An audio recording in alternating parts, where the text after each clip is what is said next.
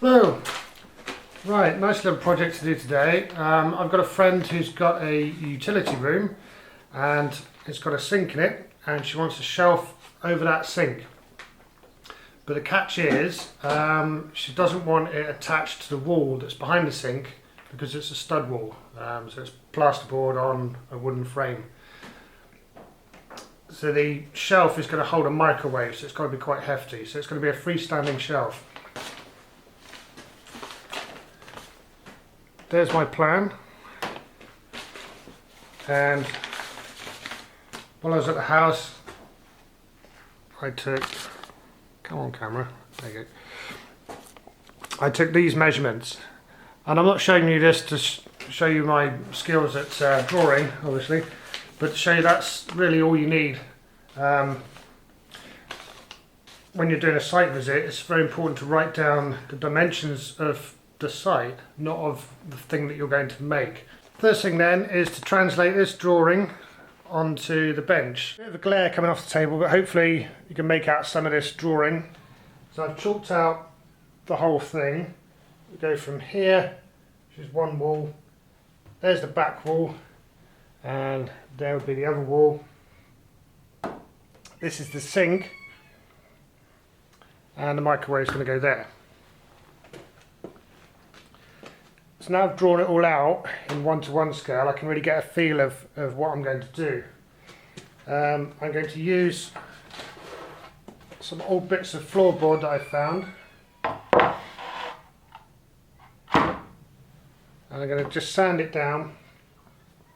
If it was really bad, I'd plane it and then sand it. But it's quite a good board, so, and it's not really cupped too much.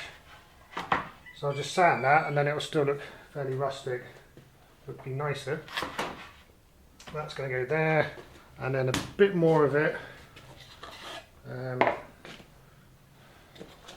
there'll be another plank coming along there. So the microwave will sit on there, and then this will go over the sink. So the whole thing's going to come up about 400mm. I'm going to make something like this arch here to hold the shelf up. Might make more sense if I put that off cut on it. So I'll have legs coming down out of this stuff, 16mm square, cross piece there. I think just to add a bit of interest, I'll put a twist in the middle of the legs. I'm going to swell the legs, I'll upset the metal to swell it at the bottom there for their feet, and then I think I'll have a brace down here, which I reckon I'll just use some 6mm rod to go through there and stop any movement that way. Yeah.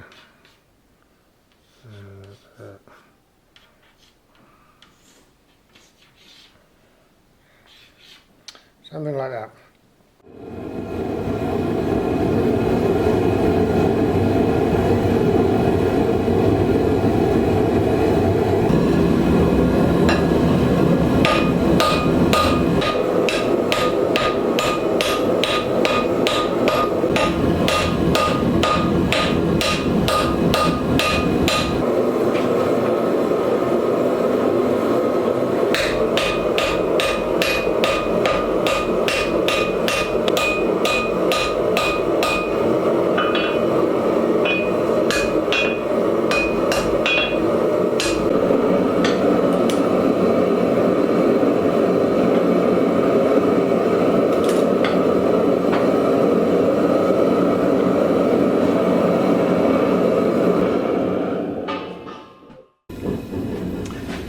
There we are, after upsetting it then. And I'm going to put it back in the forge, put them all back in the forge rather, bring it up to fairly low heat, put it under the power hammer, and accentuate this bit here. I want a bit more of an obvious transition between the foot and the rest of it. And then I'm going to try and texture the rest of the bar as well, mostly using the power hammer.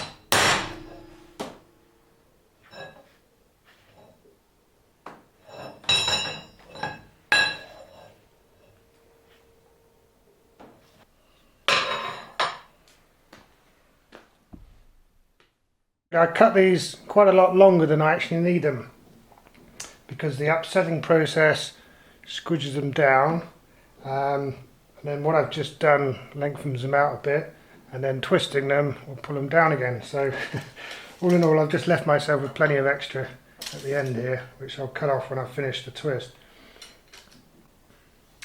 So I'm going to need 400, I think.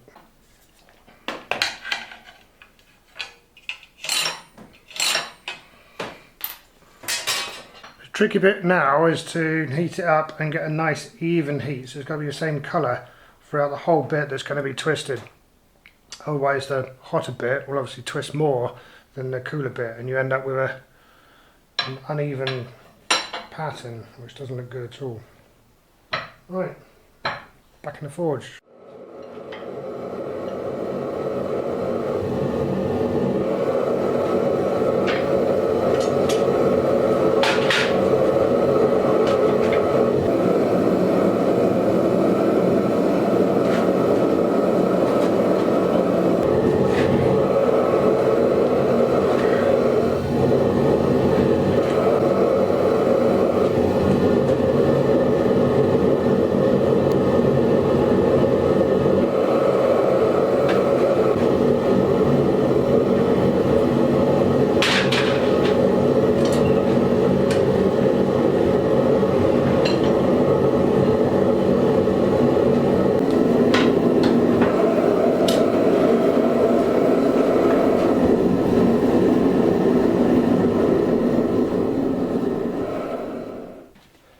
Right, while they cool down, measure up for the other bit of plank. So that's going to be against the back wall. And we need another bit of the same stuff to go there for the microwave. So that's the size of the actual microwave. I want about another inch over that.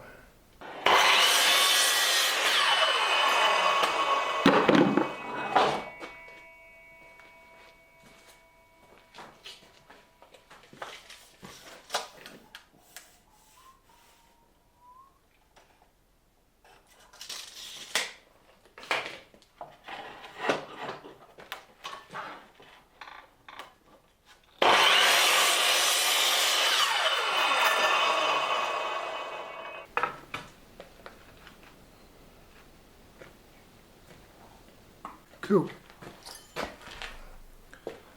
Right, sand it all down.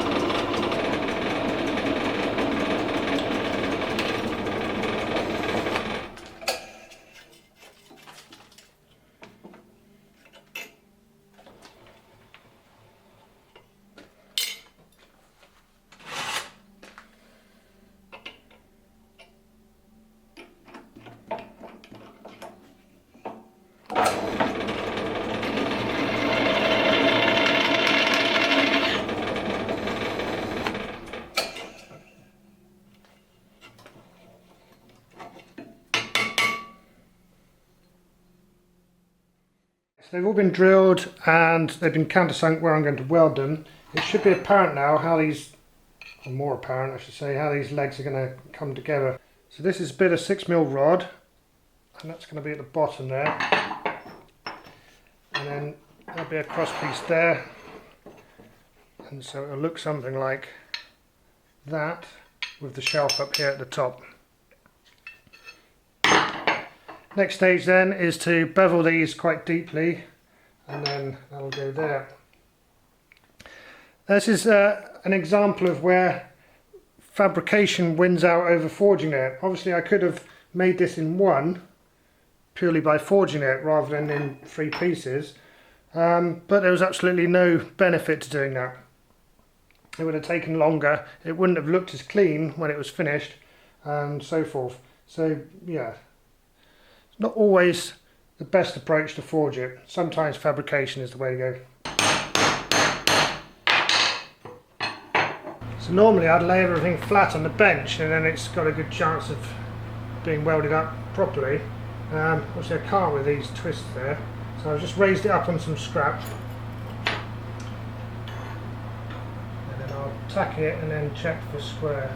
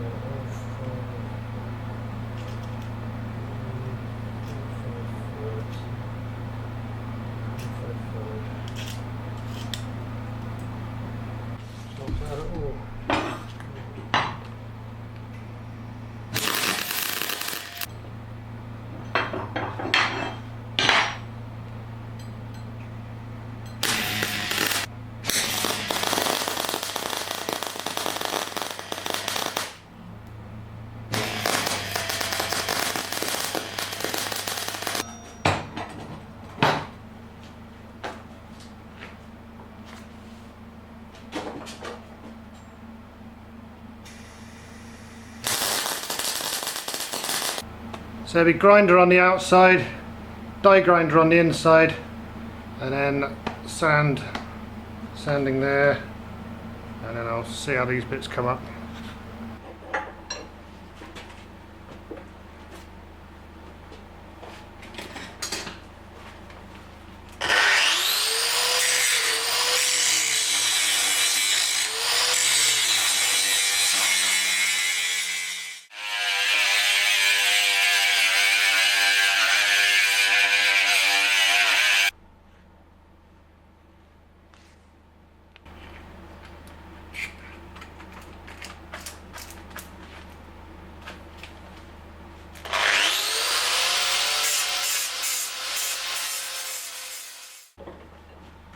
There you should be able to see the grinder marks have been eliminated, and then the scratches that the 80 grit disc have put in will disappear when I burnish it with this.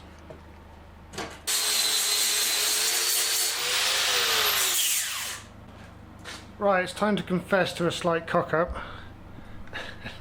As I was sanding these, only then did I remember that I was supposed to drill a hole through them before welding them together.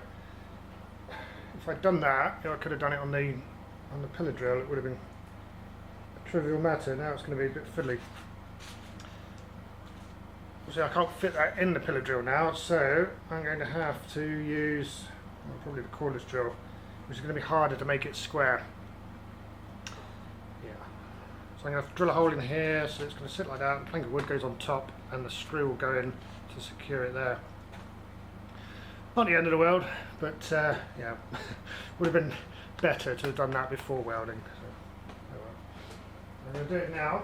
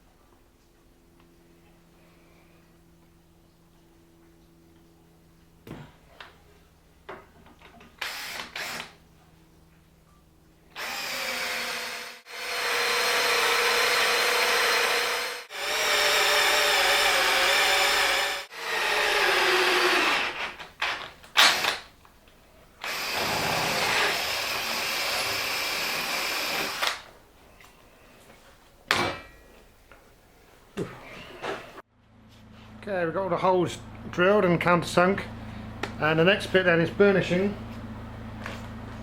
with the knotted wire brush, and the intention here is to take off any loose scale, blend in any remaining corners, and take away most of the sanding marks, sort of just blend it all together. These bits of wire do come out and embed themselves in whatever's around, including the person using the tool.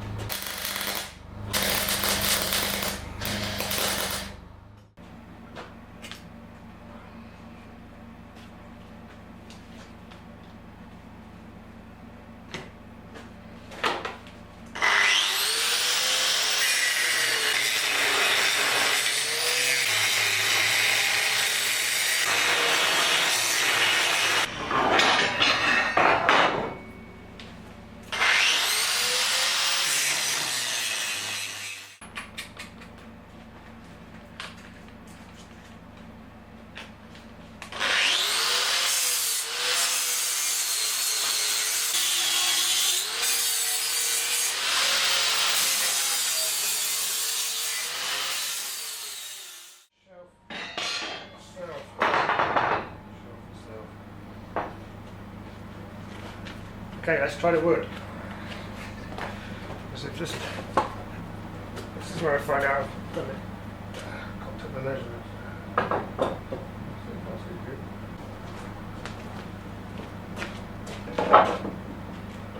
Good, it all fits. That's really why I'm always surprised. Measure it sometimes. Okay, let's get the wood out of the way.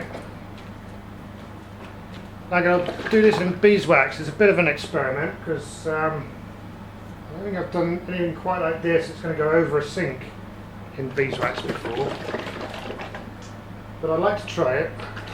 And because this is for a friend, if it does all start to rust up, they can just bring it back and I'll sort it out. Well, I mean, that would be the case anyway with any customer, but yeah, you can get away with it a bit more if it's someone you know.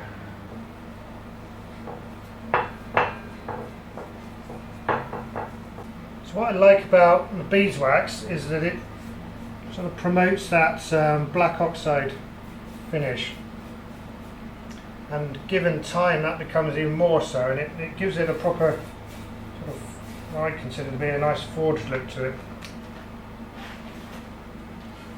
As opposed to if you just finish something like this, burnish it up, and then you spray it with lacquer, which would be the other option, it's just going to stay silver until the lacquer itself starts to yellow.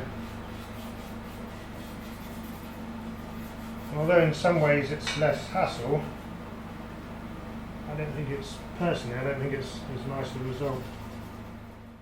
It's the following day and I'm just doing exactly the same thing again. Just putting on another generous coating of beeswax. It's been a couple of hours now since I put the second coat on,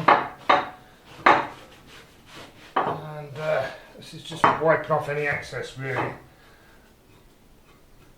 and it takes away any of the brush marks that are in it because it's not quite hard yet. Once the wax is hard, I give it another rub, and that'll help highlight the edges. And yeah, the wood's currently unfinished because we haven't decided what to put on it yet. That's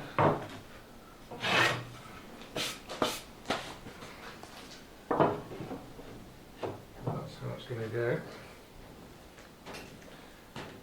So it'll be sink here, whatever goes on that shelf, microwave there.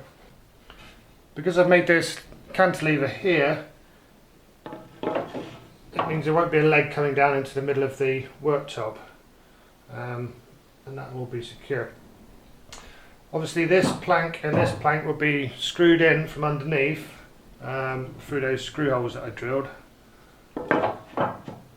and the whole thing will be freestanding but quite secure at the same time.